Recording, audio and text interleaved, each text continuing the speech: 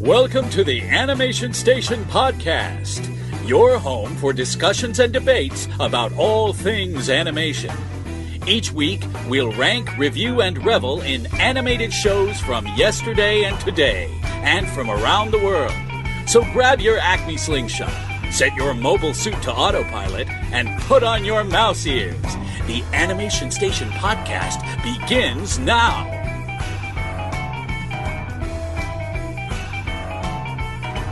Welcome to the Animation Station Podcast. My name is Josh. I'm Hanna. And today we're going to be talking about the French animated television series... There you go. Wakfu. Now, Wakfu is a series based off of a video game.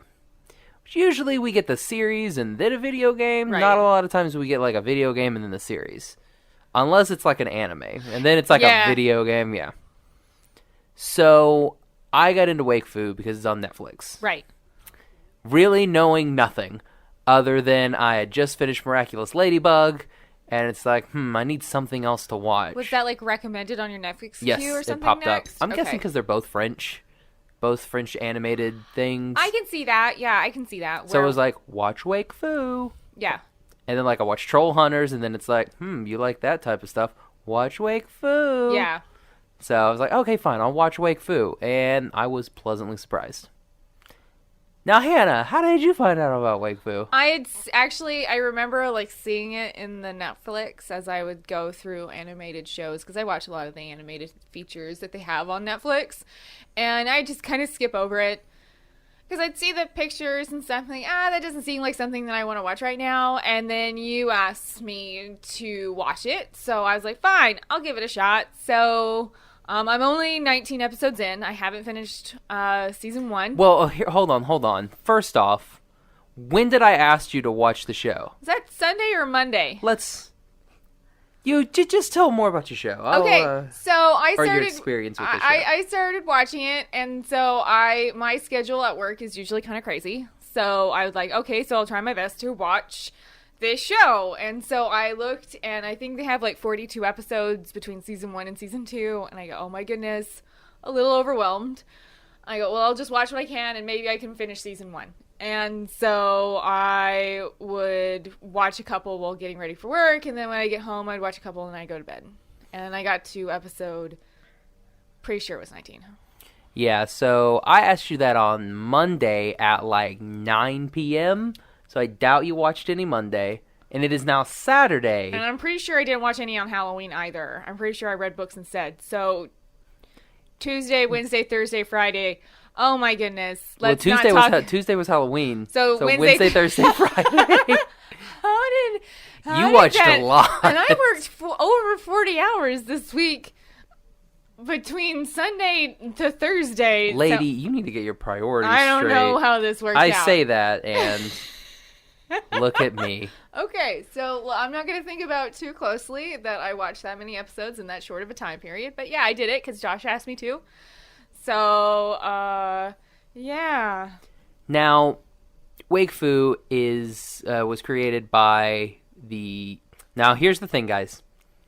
It's French, and I've not heard any pronunciation of the words. So he's gonna just take a stab at the name? I'm gonna take a stab at it. It's from Ankama Animation, and we've got 2 seasons on Netflix right now. The 3rd season actually comes out in March, so that's when we'll get the... Oh, it's not that? The 3rd season dubbed in March. Oh, okay. And then there's, I believe, 3 OVAs right now. Oh, all right. Of the show. So, first off, let's peel Band-Aids off. Hanna, what do you think of the show? Well, okay, so starting off strong. I'll be the honest. If Josh had not asked me to watch this show, I might have eventually given it a shot and probably quit after like episode 3. Ooh. because there's just something about the voice acting that was like a wall for me. So, and I'm watching in the English. And I'm watching them also in English. Yeah. So I'm watching it with the English English dubbed.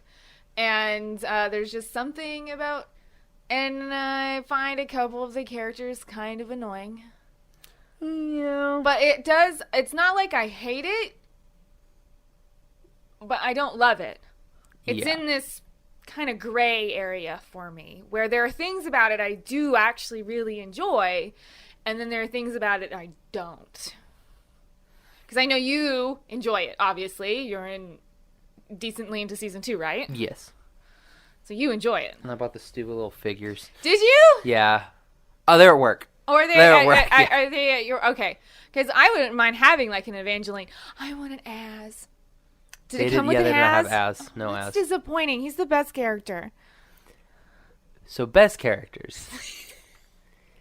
So, you said there's a couple characters, not super... Well, I want to go on the English dub, too. Okay. There's mainly one voice in the English dub. Personal. Yeah, okay, we'll just say... Yeah. And I can't say personal, like, hardly ever, so... are you just going to call him Dally? It's Dally. Okay. Because that's what Hugo calls him, and it's way easier than It having totally to say is. personal. Trespin de Personal. Yeah, Dally. Like I said. Huh. Not a super duper fan of his voice actor. No, I'm not either. And to be honest, he is probably the reason why I probably would have quit after like season 3. Which is I hate to like pin my viewing pleasure on one voice actor's job, because there's like a lot of characters, quite a few different voices, and his is the one that stands out to me. Him and kind of Amalia. But those are the two that stand out as, in my opinion, and I am not a voice actress by any stretch of the imagination. And I'm only trying, so I'm definitely not there. Right, but you're closer than I am. So probably, more than likely, nothing against Ross Grant, who is the voice actor for Dolly. But I don't know. I don't know the direction that he's that voice in. I'm not a fan. I'm not either. Like I understand that he's like the comic relief. He's basically Sokka. Yeah, but Sokka does something. But Sokka's lovable. He is, and I don't find anything quite lovable about Dally at all. Yeah, and I mean, I'm not super far into the second season. Yeah. Like, for me, can't really spoil, because you're not there. I'm not. You're not there.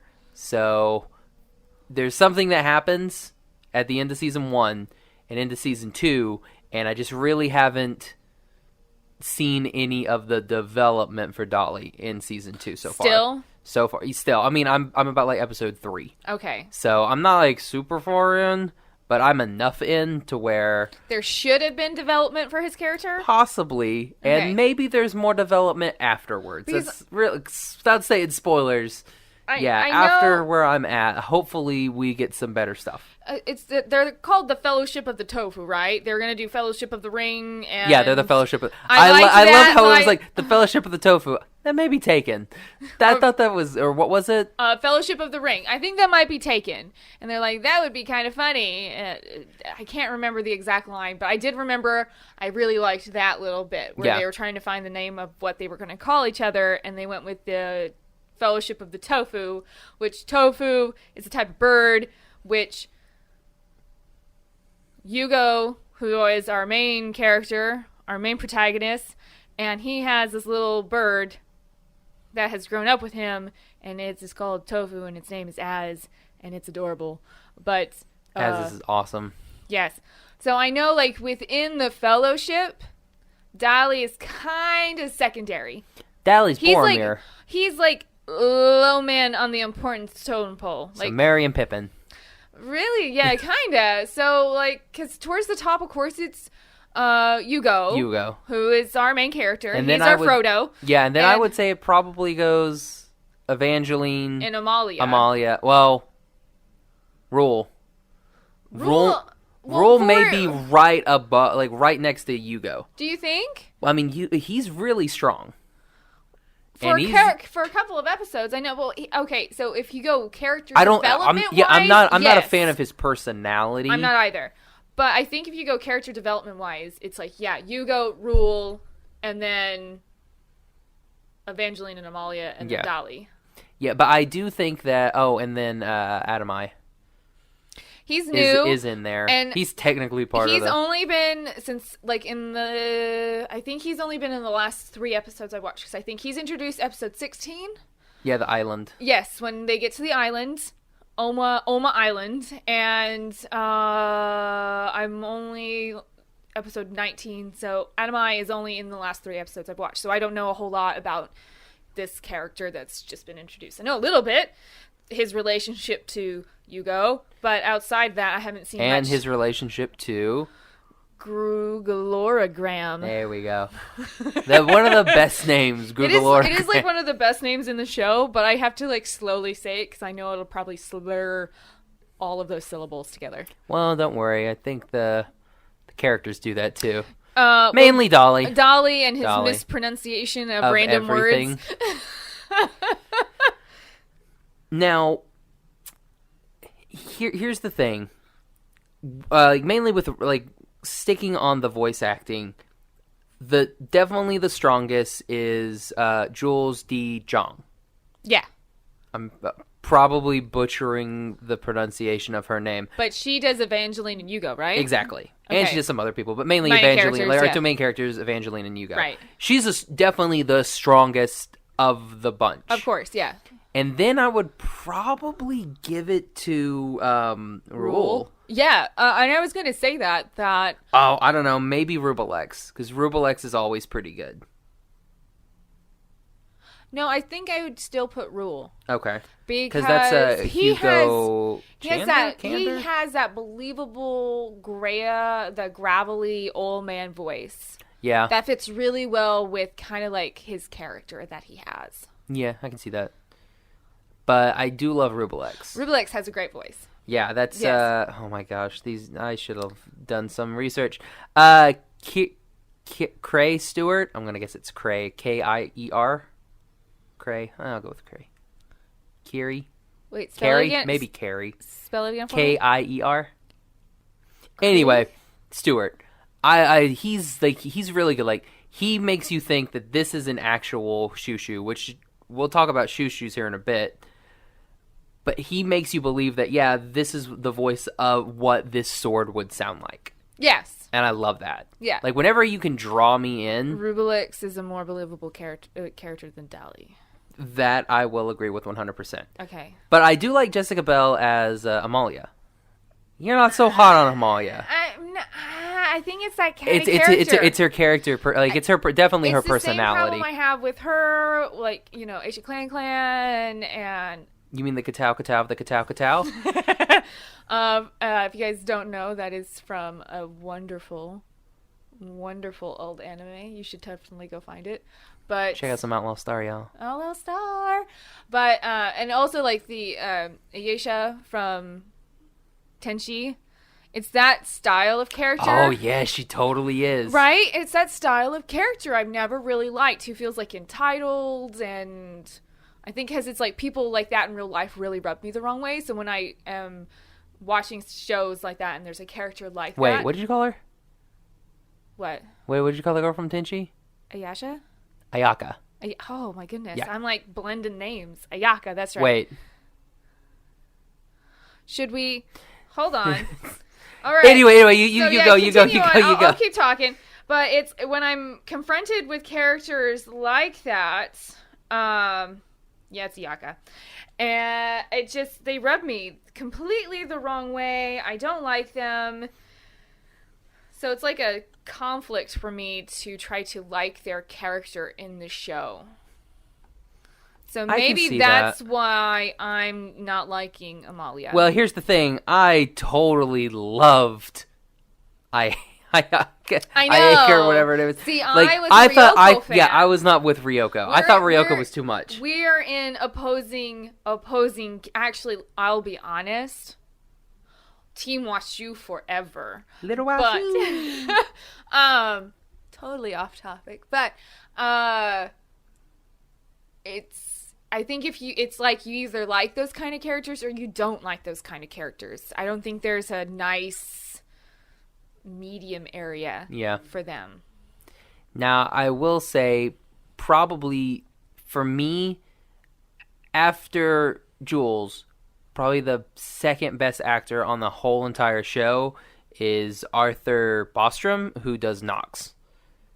And I love Knox as a character. Knox is probably one of the coolest characters on the show. Knox is a fantastic antagonist. The way he's built, like, for the longest time, you never actually knew any of his motivations. And sometimes I find that the most compelling of villains.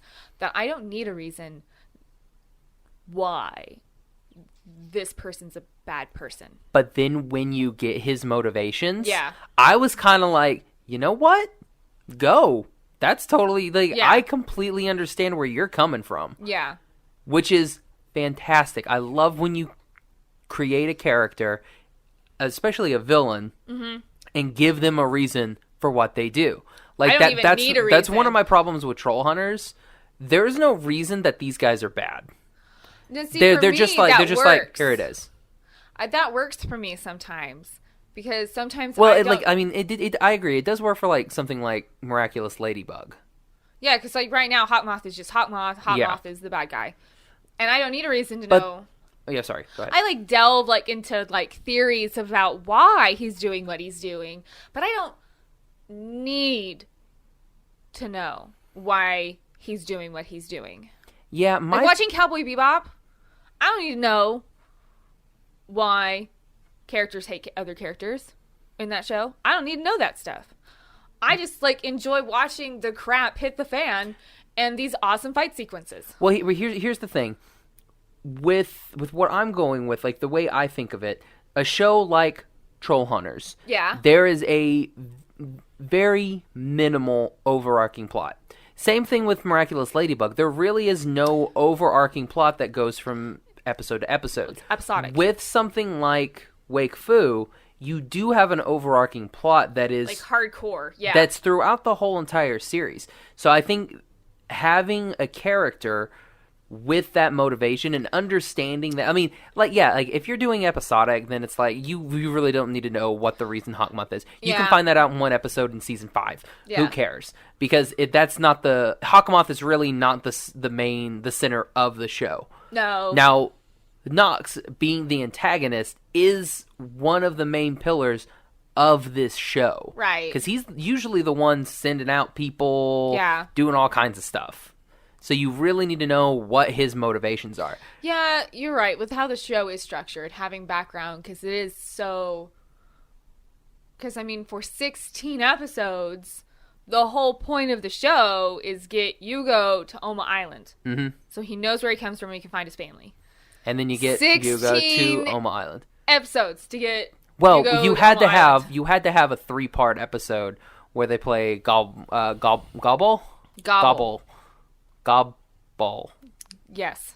Gobble. Yeah, Gobble. It's like basketball and football. It's kind of like rugby. Yeah, it's closer to rugby. It's very much That's like right. rugby, It is closer to, like, translated into rugby. Love that, by the way. Especially Yugo, Amalia, and Evangelina's cheerleaders, like those first 2 episodes. That was priceless. I will admit, I might have fallen asleep. Oh my gosh. Mainly because there is one part that is animated completely different than any of the other ones. Yeah. They're spelling out Rule whenever Rule scores his first goal. And it's the 3 of them, and they're doing this weird cheerleader, like, snake, like, spelling out his name. And it's, I don't know, that animation's crazy. Like, the majority of the animation in this show is ridiculous. Oh, that is one thing that I really love about this show, is how it is animated. I love the art style. I love the movement of the characters. I love the movement of the creatures that they have for this show. And I love, like, the character designs. I love color. I think I mentioned that, like, once every time I talk on here is... Well, yeah, you just mentioned it in color. the Ladybug episode. I did. did. Okay, so I love the use of the color to show like differences of species and like a difference between like a shushu and a regular item. I love that stuff. And I do really appreciate like the movement, like how they move versus their environments, how they move through their environments. I do like that. Let's go ahead and just talk about the animation right now. Okay. I am a fan.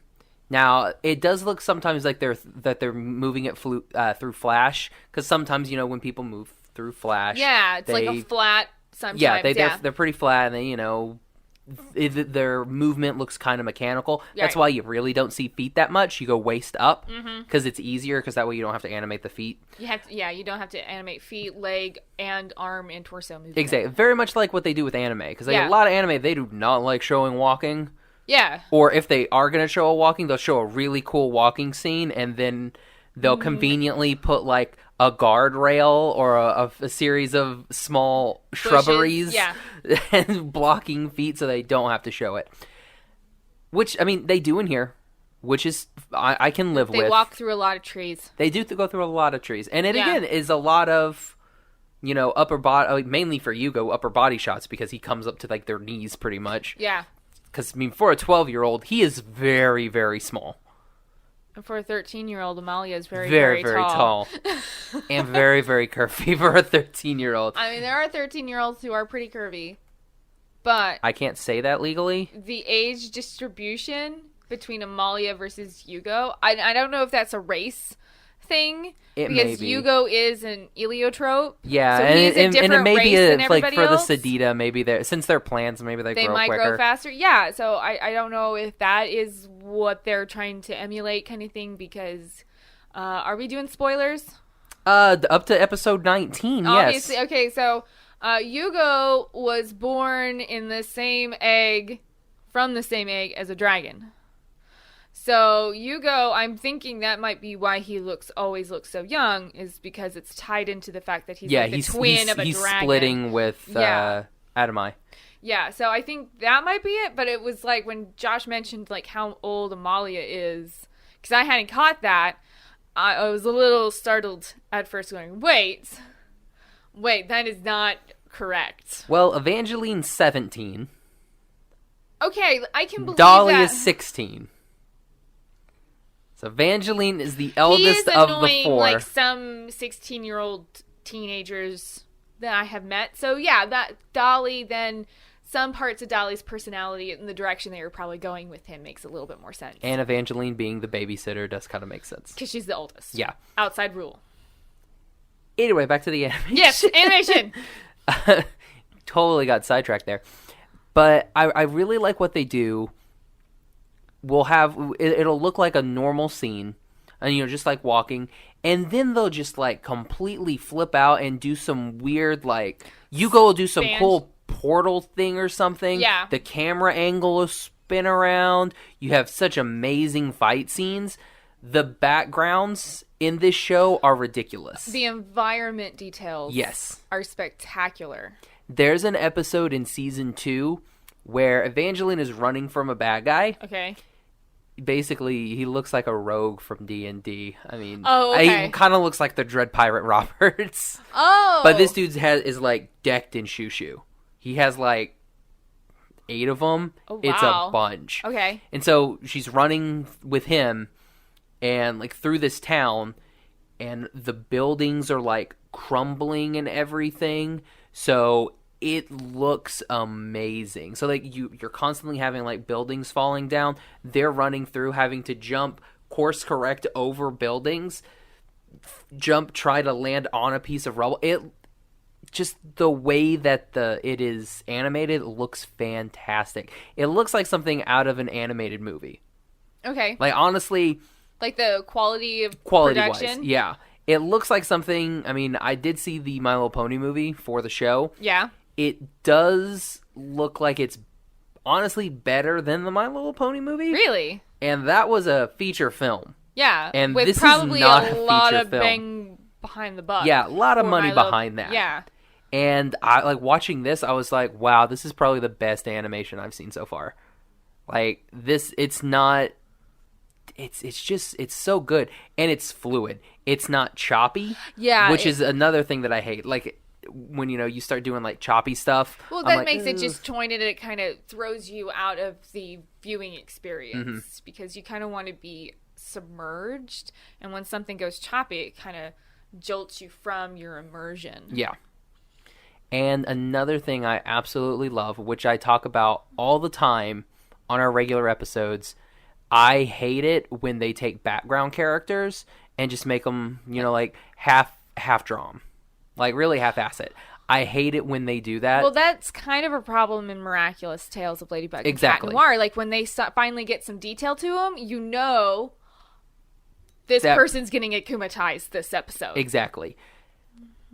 In this show, Like everybody well is rendered. yeah, exactly. Everyone's so well rendered, and everyone like, you can tell that each of these characters has personality. Right. And I watch it and I'm just like, that could be a main character. That could be a main character. Right, that yeah. could be a main character. It's so good. Like especially remember that the bread baking episode? I was about to say that's probably my favorite and episode. all of those people there, and I'm just like, wow. Like all the competitors, like there's not just someone like really kind of flat with less details. Like And that one, they get a little bit raunchy. just a little There's bit. a little raunch with the in bread, that. The bread, and she's like, making the dough. look at her, and she's holding up these two, like... Conveniently placed in front of the boobs, and I was Mhm. like, It's I see what you Wow, doing. good job. It's like, huh. I will probably say that is my favorite episode. Yeah, I'm a fan of the Gobble episodes The- myself. That and the episode when they're on their way to the island, and the map becomes gets taken over, or what happens? Like Is stolen. no, a Or spider, a spider Yeah, like somehow and he gets on takes the over ship. the spider. Yeah. I do remember that episode. And then it's like the Cowboy Bebop episode, Yeah. where everyone's just like disappearing left Dying. and right. Or like dying quotation marks. Yeah.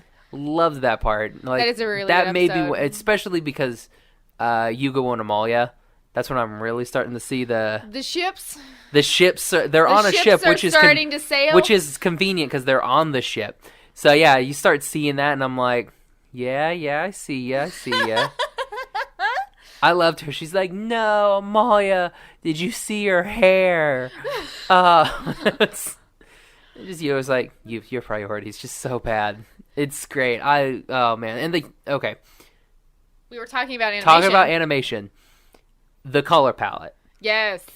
We talked about it a little bit on a Miraculous Ladybug episode. And again, I'm comparing everything to Troll Hunters because mainly these are like the main Netflix streaming type of animations. And Troll Hunters is so high quality. Exactly. From like writing, character detail to actual animation of the show. I mean, so much to Troll Hunters is just really, really well done. Mm-hmm. So it's kind of hard not to compare a lot of stuff on Netflix to Troll Hunters. So in the Troll Hunters episode, we talked about how they're darker a little bit. They use a darker tone, and then they pop that color. Right. And so it's Miraculous, beautiful. it's pretty much all color. It's full on saturation, Mm-hmm. really, for Miraculous. This show, they do a cool mixture of both. Yeah, they do. You'll have episodes where you're fully saturated, and then you'll have episodes where you're muted, with like the episode with the vampire. Yeah. And yeah. everybody's like muted, zombied out. zombied, and then you have Ghoul. No, they call them ghouls, and then you have the bright eyes. Yeah. And it's like, nice. And then Yugo can't get ghouled. So. Because of Wakfu. Exactly. You got that Wakfu in him. Which is like... The Force. Wakfu is the Force. An ether and any... Mana. Any power that encompasses the earth, and you can start to see it. So, like, I was full on Final Fantasy VII. Yeah. And then when he was, like, training to see the Wakfu, I go, this is, like, full on Cloud and Final Fantasy VII right here. So, yeah, I was seeing that all over the place. Shout out to my girl Tifa. Yuffie. No one likes Yuffie. I love her. No one likes Yuffie. She's my favorite. Next to Vincent. No one likes They're the Yuffie. best. No one likes Yuffie. Don't listen to Josh. Anyway. Okay, so we talked about the animation. We talked about the color. But yeah, I think just watching this, it's one of those shows where I really can just sit and watch it for a long time. Miraculous, I need to take a break every couple episodes because it is so bright. It is really bright. And it's one like, 'cause you see where I sit, like right there where I play games. Yeah. I can't watch Miraculous Ladybug in that chair. I bet you can't. You have to sit back. I usually have to sit in my bed, or I watch Miraculous in there. I cannot watch it in here. Right. It's too much. I can see that. It's like you're getting assaulted by colors. Like, I do appreciate in Wakfu the use of color, like especially when they're like in the forest and when they're on the boat going through the ice. That's a good one. Yeah. Yeah, like the tones of blues used in that episode. I don't know if it's the artist in me or the 5-year-old girl in me that has always appreciated color, because I see it, and especially if it's well done like it is in Wakfu, I just really appreciate it automatically. Like, I have a better response to something if they use color in an interesting way, which is why I wish I was on the Coraline episode with you and Corey. Yeah. Because the use of color in Coraline is probably... You mean our Corey line episode? I don't know why I didn't use that. I really wish I would have. You missed it. I missed my opportunity. Shucks. You always think of something like that after it happens. Mm-hmm. But that's why I wish I was on the episode with you guys, because the use of color that Henry Selick uses in that is so ingenious. And I love it. When color is used in an interesting way to kind of tell its own story or to give a richness to something is what I always really appreciate. Okay, I can see that.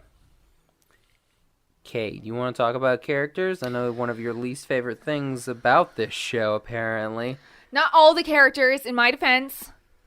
Just the majority of Just the a two. few. Just a couple of the main characters. Just a few. But we can. Like, Okay. Who's your favorite? Who's your favorite? Hugo. Hugo? I love Hugo. Mine probably is Evangeline. See, Hugo and Evangeline, both voiced by Jules, which is convenient. Convenient. Probably the two strongest characters. Definitely. Like, when Evangeline came onto the scene, I actually thought she was the princess.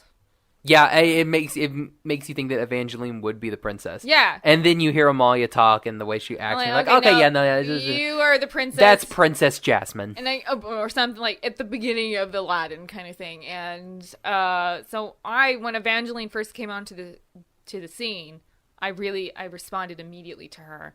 But she's always kind of that character I always like. Yeah. Like the strong BA. Strong. She's super cool. She's so cool. She's strong. She's talented. She's willing to do what needs to be done to get the job done. She has to put up with Dolly. She always has to put up with Dolly. Like, and this whole thing with her maybe developing feelings for him is so unbelievable for me. I can't get past it. I can see it. No. Yeah. No. Yeah. Unless they fix Dolly, I don't see it happening. Oh. No, I see it happening, but I don't find it believable. Okay, I guess. I mean, that's actually, like, you watch the show, you can see that's exactly where the creators Well, that's are taking that's like Buffy and Spike, though. right. Did not like the Buffy and Spike combo. No, I kind of liked them, but it's just like a haphazard kind of thing. Yeah, it just kind of happens. It's how I feel It's like a about fun Harry thing. and Ginny in the Harry Potter series. Well, I mean, she can't. I mean, it's not like she can get with Hugo. I would be fine with her getting with I no mean, one. there is a yeah. Every character doesn't have to be paired off. But people like ships, and that's Right. usually what and happens. I can't say anything because I'm definitely a person who likes her ships. We talk about them all the time. I love ships. They're one of my favorite things to like think of, and especially like weird crack ones. I love those. But Dolly and Evangeline just seem like one of those crack ships I just look at in disdain. And you know, how? No. And the writers are obviously going in that direction. And I'm like, a girl can just be by herself, and it's okay. Not in this show, they can't. I would. What if Rubelax got finally his own body? I'd believe that over her and Dolly. You know? Yeah. I probably would believe it. Rubelix and Evangeline? Yes. Yeah. I would believe that over Dolly and Evangeline. Okay, so not a fan of Dolly and Evangeline, but are you a fan of Hugo and Amalia? I'm still working because So you're just not a fan of Amalia? No. Well, I mean, you kind of said that. I mean, we kind of briefly touched on it, where it's not your type of favorite character. It's not my type. I think now that we are in the what race is she? Starts with the S. I can never remember. Sedita. Yes. When they get to her city, and the Sedita Kingdom. Yeah, the Sedita Kingdom, and I see a little bit more of a tiny development for Amalia there. So I'm thinking that my feelings towards her might change. But her, like, pairing her with Hugo, like, obviously I think that's where the writers are kind of taking it from the little hints that we've been thrown at. Yeah. As they've been going further and further on their kind of mission together. I see that happening, but for me, I'm just kind of like, I'll just keep watching the show and see if I can get on that or not. You know what sucks? This series has already been done. I mean, well, so not, are we just kind of like waiting for it yeah, to get dubbed? waiting. Season 3 has already aired. Oh. I already know how it goes. So have you looked it up and all that kind of stuff? I know exactly what happens. But it's one of those where I'm like, I want it dubbed because I want to see how this plays out. Because I can't watch it so far. I mean, because I'm one of those guys that I don't do the pirate sites or anything like that. Right. I only do like legit streaming stuff, right. like a Netflix, like a Crunchyroll, or something like that. Yeah, stuff like that. I only do legit stuff. So I'm sure I could watch this whenever I wanted. Right. I want to wait. Just because for me that's better. Well, and then I'm not going to get a virus. Exactly. You don't have to go get like your computer fixed. It's like pop it on Kiss Anime and you're like, yeah, you can watch anything you want on Kiss Anime. There's about a 97% chance that you're going to catch a virus. But hey, you can watch it, man. Right. It's somewhere out there on the internet. But exactly. It's just like the level of risk I think that you're willing to take. Yeah. And to watch it. I there is one thing I do like about the Sedita is I love that all of like the way that all the women and girls look. And then there's all the way the men look. Like, they're like, all the men are like super plant, like for their heads. Yeah, and then the women actually just like they all look like Amalia. They're earth toned. Mm-hmm. And I like I that. love the green hair too. I think that like that color combo works so well. Beautiful dark brown skin, and then that pop with the emerald green hair. Green hair, so good. Yeah, I did really like that when Amalia was introduced. Mm-hmm. I did appreciate. Because, I mean, she's covered up until, like, in that first episode, she's wearing that big poncho. Yeah. And then she just, like, takes it off, and you're like, dang! Yeah. And then she's like, oh, yeah, by the way, I know magic, y'all. Like, She basically was like, I know kung fu. I can control plants. And does her thing, yeah. I am a royal poison ivy. She's totally poison ivy. Except not an eco-terrorist. When it comes to Rule, maybe she totally is an eco-terrorist. Yes. I love that she hates him. Most everybody hates Rule. Except Hugo. Hugo was like on his side the whole time. Oh yeah, definitely. Like Evangeline's entire relationship with him is utter, total, complete disdain. Mm-hmm. You are a disgusting old man. I really want nothing to do with you. Same with Amalia. Both of them right there, just like, nope. Yes. And Percival's like, I guess you're here. I mean, don't do stupid stuff. Don't mess up, because I am the hero of the story. Yes, exactly. Don't infringe on my it's like, hero I am story. the hero, and Hugo's like co-hero. Yeah, so don't mess with us. You are the sidekick, I am the hero, when in reality it's kind of reversed. Yeah. And then Hugo is just like Hugo. loves Rule, and Rule's like the only one that Rule's like the only one that he really cares about would be Hugo. Right, because Alibert asked. Yeah, they Rule, have a. Alibert, Hugo's father, asked Rule to watch over him. So, and it is very Rule much kind of takes his role really seriously. It's very much like a. Unless there's a Hanna in the area. Like, oh god, then you're gone. But yeah, it's very much like an uncle. Yeah, nephew type very situation, and it's very good. I like it's. They're probably the best relationship on the show. Probably because I don't. Yeah, like the Amalia and Evangeline stuff, like, you get that, Evangeline is kind of like tired of Amalia's garbage. There, she's there because it is her duty, and she's not going to not do her duty. Yeah, and Rule's there, he could leave at any time. Yeah, but it's not really there, his duty. so he's there to make sure Yugo gets to his family.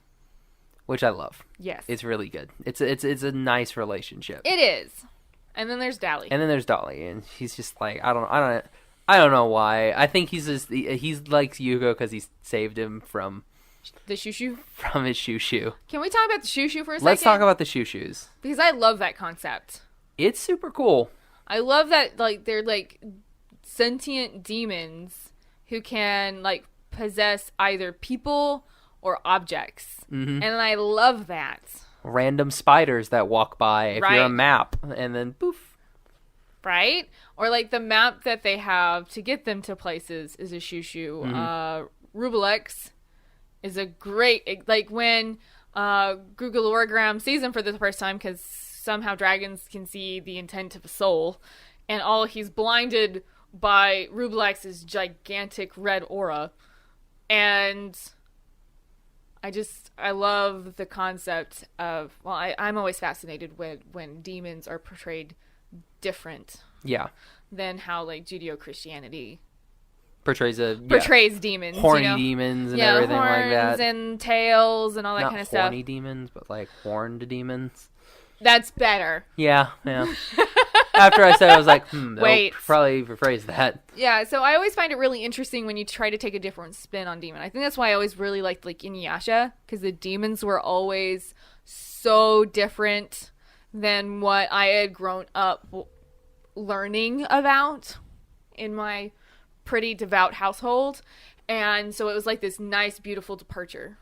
And Inuyasha is a pretty show. And the Raku's probably one of the coolest bad guys ever. Yeah. Onigumu and Gomu and Naraku. I mean, they're great villains. And Kagura of the Wind. I'll be honest. Watched it for Shishomaru. But moving on with our lives. Shipping almost said Koga. Sango and Moroku? No, I meant Kagura and Shishomaru. No. Yeah. No. Yeah. No, I was not on the ship. No, you can't ship Shishomaru with yourself. It doesn't work that way. No, I didn't. We're not going to talk about it because we're talking about Wakfu instead. If we want to talk about what the ships were for me in Inuyasha, we need another episode. That'll be the Inuyasha episode. Well, going on back to the shoo-shoo, I just really like this concept that something can be possessed. Like in the vampire episode, The Ring. Mm-hmm. I loved that ring. I thought she was pretty great. It was so cool. I love you. I love you so much. Oh, it's so good. I was blinded by my loneliness. I was like, I see you, bro. Mm-hmm. I see you. I love it. One of my favorite parts of this series is the end credits. Because there's always something at the end credits. Those are so fun. Like I never just fast forward to the end of the episode. Oh, yeah, no. I never do. When he's talking to it at the very end, she's like, come on, please. Like, nope. It's like, it's just really good. It's good stuff. I love you so much. We can do so much more together. He's like, really? He's like, yeah. Like, nope. Yeah, the end credits are great. So, as a FYI, if you haven't watched the show yet, definitely just don't fast forward to the end. Because it's kind of always like a little bit extra, more of a character for you. Yeah, it is like a little character short. Yeah. Or do you get something really cool and funny? Yeah. Like when they first get to Oma Island, and at the end of the episode, Rule's in the barrel. Oh, yeah. And they're like playing drums on it. That was pretty cool. I love that. I love that bit. But yeah, I like a lot of the concepts, like the creatures from like the shoo-shoo just to like the tofus. I find that really interesting. Like, and I don't even know what it's called, but Nox has like this cat that's almost like a saber tooth. Cat. And this cat is animated. It's called something like a meow something. And but like the design looks like a tiger saber tooth. It's a bow wow. Is that what it's called? It's called a bow wow. I love it, bow wow. And when you look at these with this cat character, and I love cats, so usually if there's a cat-esque creature like there. I always like it. And I think... Was that episode 19? I think it was the episode I finished on, was the episode that it was chasing Adamai And Yugo through like the canyon. The canyon, this desert island that they find themselves on, and the sun is so hot that it like burns them if they get into the I thought sunlight. that was a really cool episode. Yeah, it like, is. They have this head start. Yeah. But knowing that this thing is super fast and they only have X amount of time, and it's just waiting. It's and waiting the moment for the that sunset. sun, it's like, yeah. And then, so it's Yugo training to use his portals that he can throw with his Wakfu, and Adamai is stuck as a tofu bird. And Josh and I are kind of both in agreement. We're not the biggest fans of Adamai. Jeez. I don't know if it's the voice. I don't really think it's the voice. I just think it's the whole concept. I last honestly, dragon? I don't like the way he looks because he reminds me of Spike from My Little Pony. And I'm like, Okay. ugh, Okay. the worst character on that show. Well, I can see that, though. Yeah. I can see It that. just, I understand you got to make him cute and kitty. But I'm like, 'Cause it is you a could have kid just show. made him like, now if he would have been like when he first met Yugo, but he doesn't go to that anymore. Like when he first meets Yugo like on the island, he's like always like he this looks dragon. humanoid. Yeah, he's in like the humanoid form, but now he's like always the dragon. I'm like, go the back to being a kid, man. dragonlet. Yeah. He's the baby, and he's like the last dragon. Like Yugo's the last Sean Eliotrope. Connery. What? Sorry. No more Dragonheart references. I won't make them anymore. I'm sorry, that was funny. Might also be because we're tired. Oh, yeah, probably that. That's probably it. It wasn't funny. It was just tired. Okay, so no, yeah, but we're both kind of in the agreement that Adamai is not the greatest of characters, but I like his character design though. Yeah. That like every time he transfers shapes, he's still the same color schemes. He still has like the blue rings around his eyes. His body's still white. And when he turns into that weird, stupid beetle. Yeah, it's still the same color story. Even when he's the tofu bird, he's the same. Same color design. I like that it's consistent. Mm-hmm. And it's just not like shapeshifter, so I shapeshift and like everything changes. Yeah. I shapeshift and you can tell who I am because of the colors that they decide to use. Yeah, and I do like some underrated characters that I absolutely love that I've kind of, like, for some D&D campaigns that I've been, kind of doing. Using them? I'm totally using those. Well, you can look at the show and be like, is this influenced by, like, Dungeons & Dragons campaigns? Some stuff may be. Yeah. Because, like, I watch it and I'm like, those guys would be super cool. Like, Nox's minions that he has. Like, the clockwork? His clockwork guys that he creates, that he throws a bunch of Wakfu into. Wrong thing. Yeah, he throws a bunch of birds. The ones that fight Grugaloragram. Yeah. Those guys are so freaking cool that I've based D&D characters off of them. Oh, have just you? because they are like they've got it's a great their idea. mummy wrappings, but then they have like that little individual flair that like differentiates themselves. It's so good, and I'm like, yeah, I'm using you guys. I'm totally stealing just because you guys look super cool. Like the one that fights a lot, totally a monk. Yeah, I can. And then we got a caster, and then we got an archer. Yeah. I'm like, yep, got it. Easy peasy. I also love that Evangeline, her bow uses energy arrows. Oh my gosh! And she can like shoot fire or shoot ice. Mm-hmm. And I always like an archer. Yeah. I do. Mostly because I do enjoy archery myself. So. Yeah, I've been trying to get, like, in our main D&D session, I've been trying to get Corey to let me get me a bow that just uses energy or something. I don't want to have to completely, like, stop every 13 seconds to get freaking arrows. But, like, can I try and get my arrows back? Yeah, I that shot have like to be 5 a of them. super special quest for you to attain I don't care. a bow that way. I don't care. I'll do it. You just want it? I'll do it. I just want it. That'd be fantastic. Because it's like when I was watching it, I was reminded a little bit maybe of Adventure Time. Because Adventure Time is literally Dungeons & Dragons campaign that Pendleton Ward would do with his friends. He would then translate it to the show. Mm-hmm. And so when I was watching Wakfu, I kind of saw maybe a tiny similarity Yeah, to that. there's because definitely... Especially because it's, for so long, it's just kind of episodic. Yeah, you're literally going from place to place and... doing things like you have a quest when exactly, you get to this there's like a place. little mini quest that you're like, oh, you gotta free this town from these big, huge... Or like the princesses in the tower. The princess in the tower, exactly. That was a pretty good episode. I've created a scenario for, That's fantastic. that. I do really appreciate that episode, actually. Because the concept, Evangeline thinks she's like an ugly princess. I also love what they do with that, where Evangeline is always the one captured because she's so beautiful. Instead of Amalia. And Amalia's just like, I'm the princess! Again, like all the time.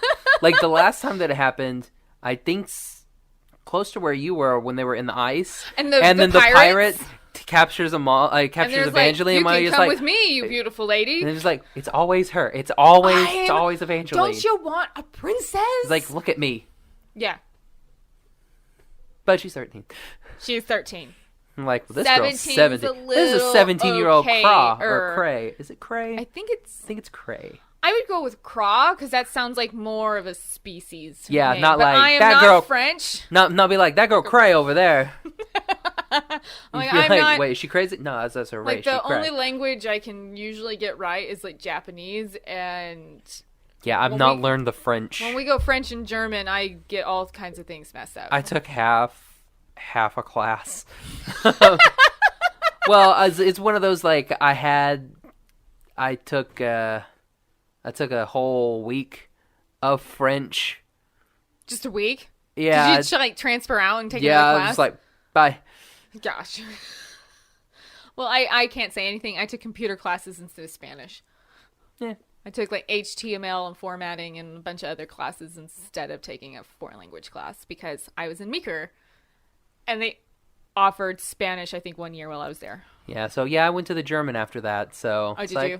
That's why we learned German. Yeah. Because, French won't ever serve us in life. We'll go German. And here we are. And here I am watching nothing but French animation, and it totally would have helped you right now. Yep. So, but I always go with the pronunciation that sounds like it would be a species or a land or anything. So, like, cray sounds like more instead of like,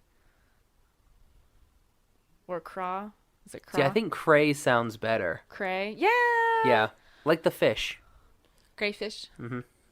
I Anyway, more rambles. More rambles. Which is quite common between the two of us. It's heliotrope for Hugo, right? Yes.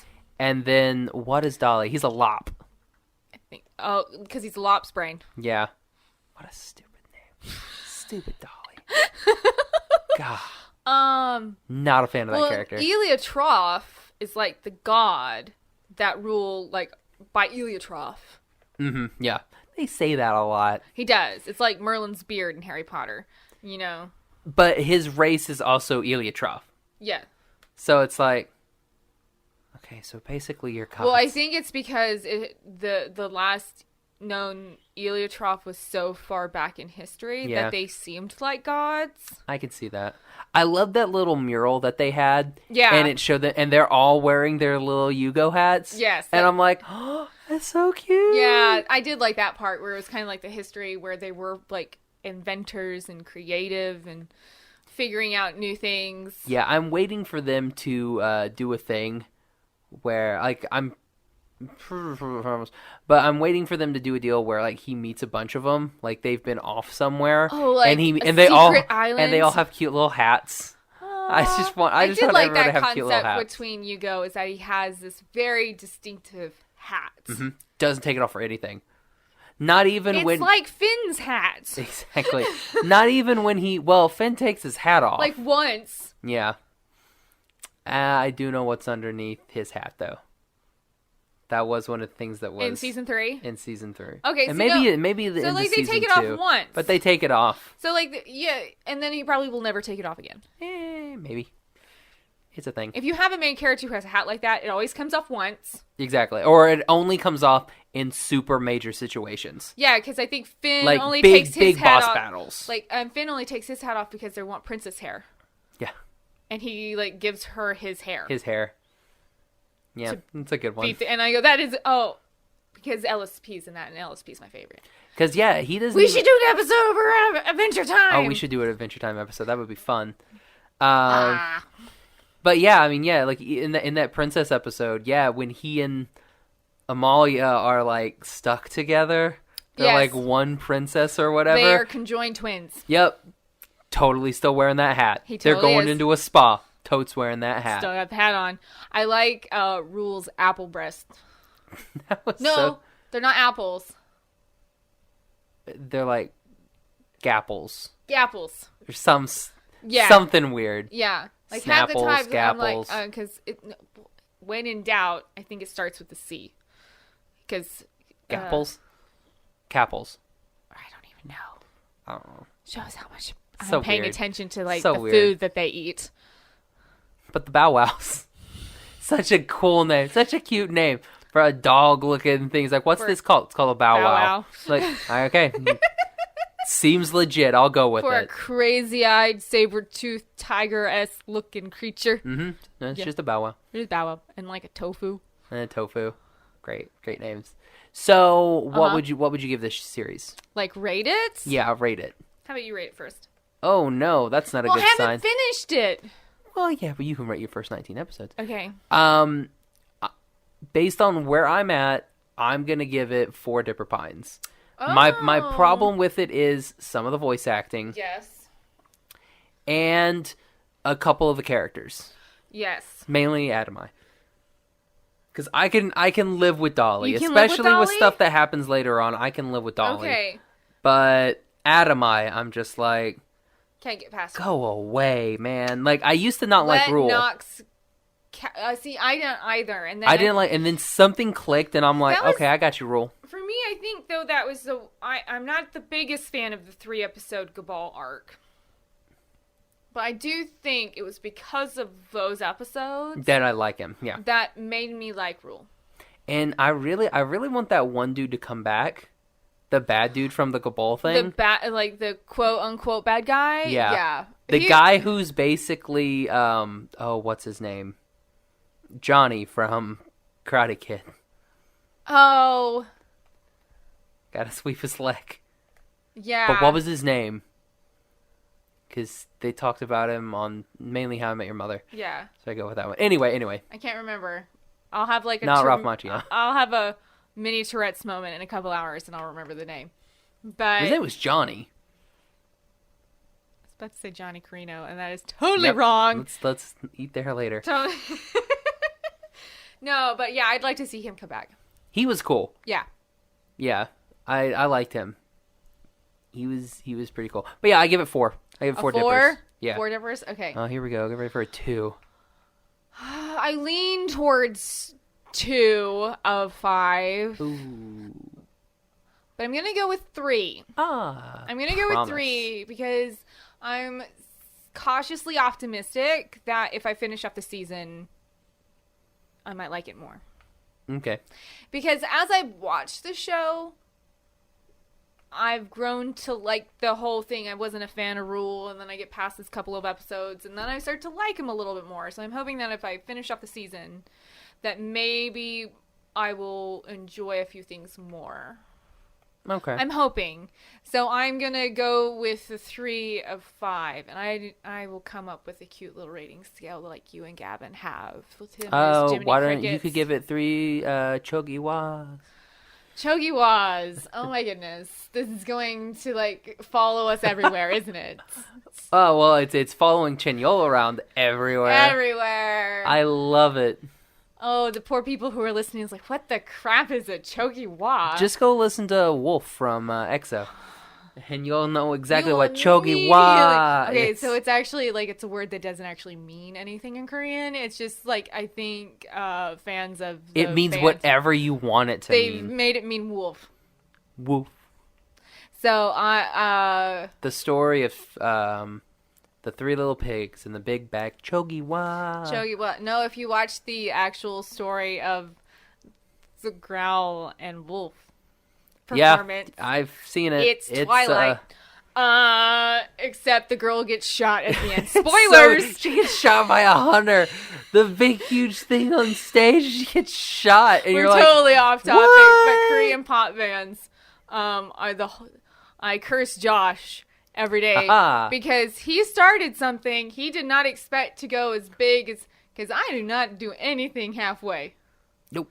No. I've learned this. No, I do not. Like when you say, hey, can you watch a couple episodes of Wakfu? I watched and then 19 she watched in 19 3 days. of them. I do nothing halfway. Just does not happen in my existence. So I'm going to give it 3.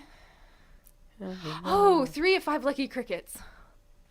Lucky Crickets? Mulan. Okay.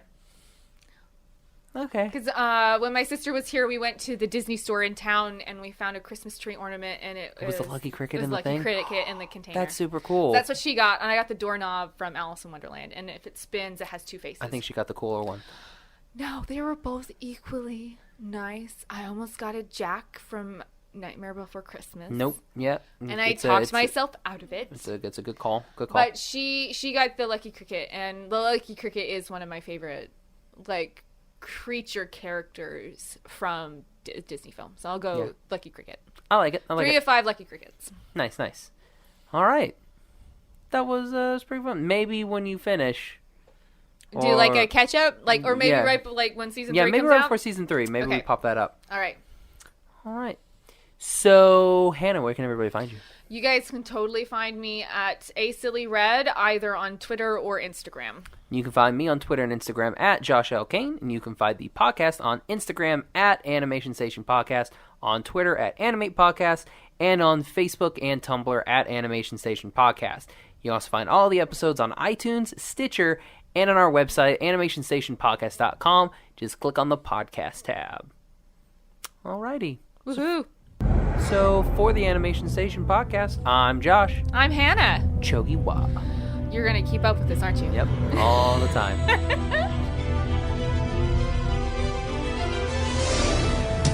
Fly across time and space, jumping through the gates. A hero lies in you. Watch the legend unfold. It's history foretold. He's the start of our adventure race at the speed of light. Ready for the fight. Claim the power deep inside you. Go. Let your spirit fly. And you'll see your future shining bright. Your heart will guide us through the